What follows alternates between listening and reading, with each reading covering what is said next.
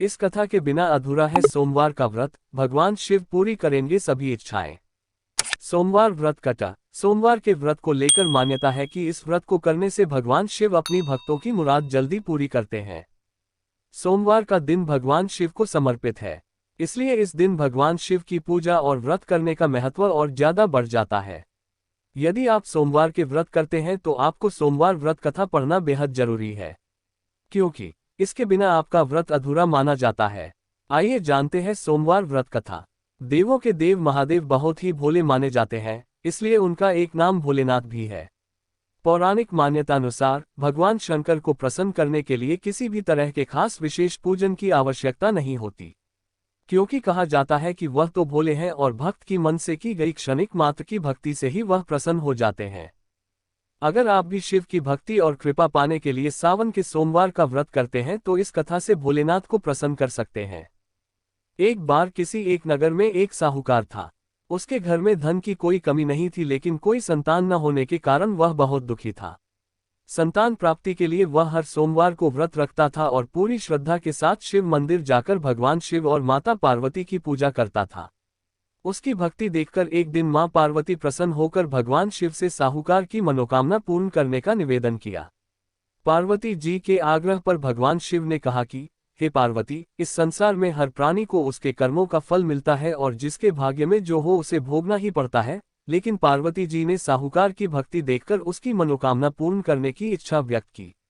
माता पार्वती के आग्रह पर शिवजी ने साहूकार को पुत्र प्राप्ति का वरदान तो दिया, लेकिन उन्होंने बताया कि यह बालक 12 वर्ष तक ही जीवित रहेगा। माता पार्वती और भगवान शिव की बातचीत को साहूकार सुन रहा था, इसलिए उसे ना तो इस बात की खुशी थी और ना ही दुख। वह पहले की भांति शिवजी की पूजा करता रहा। कुछ समय के बाद साहूकार की पत्नी ने एक पुत्र को जन्म दिया। जब वह बालक 11 वर्ष का हुआ तो उसे पढ़ने के लिए काशी भेज दिया गया।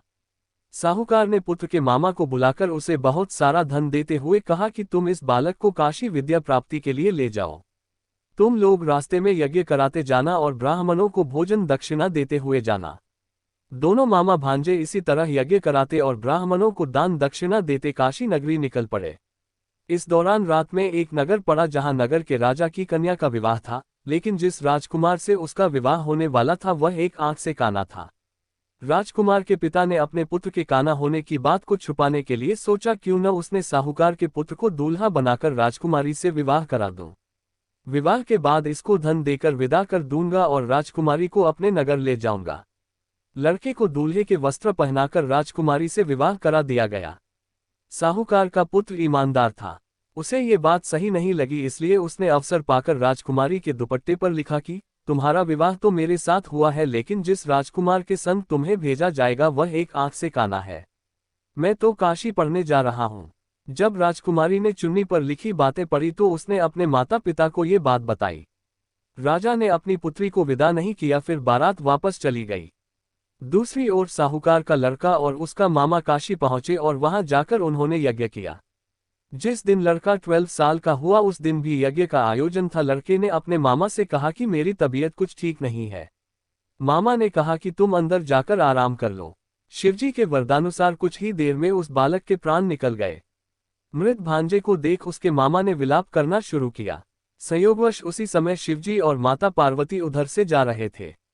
पार्वती माता ने भोलेनाथ से कहा, स्वामी, मुझे इसके रोने के स्वर सहन नहीं हो रहा, आप इस व्यक्ति के कष्ट को अवश्य दूर करें।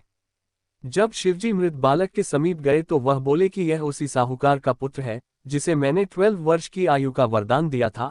अब इसकी आयु पूरी हो चुकी है, लेकिन मातृभाव से विभोर माता पार्वती ने कहा कि हे महादेव, आप इस बालक को और आयु देने की कृपा करें, अन्यथा इसके वियोग में इसके माता पिता भी तड़प तड़प कर मर जाएंगे। माता पार्वती के पुनः आग्रह पर भगवान शिव ने उस लड़के को जीवित होने का वरदान दिया। शिवजी की कृपा से वह लड़का जीवित हो गया।